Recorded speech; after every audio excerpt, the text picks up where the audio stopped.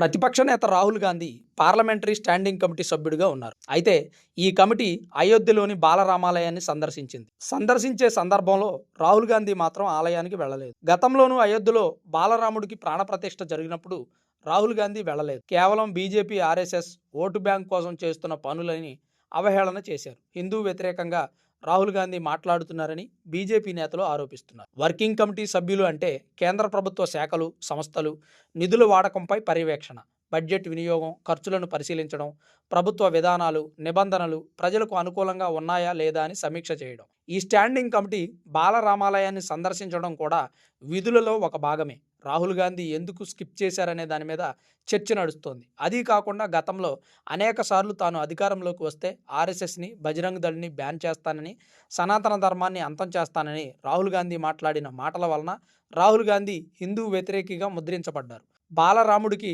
ప్రాణప్రతిష్ఠ జరిగి 2 సంవత్సరాలు గడుస్తున్నా ఇప్పటి వరకు ప్రతిపక్ష నేత రాహుల్ గాంధీ ఆలయాన్ని దర్శించలేదు. ఇప్పుడు స్టాండింగ్ కమిటీలో సభ్యుడై కూడా షెడ్యూల్ ప్రకారం ఆలయాన్ని దర్శించకపోవడంతో హిందువుల పట్ల రాహుల్ గాంధీ వివక్షత చూపుతున్నారని పలువురు అభిప్రాయపడుతున్నారు.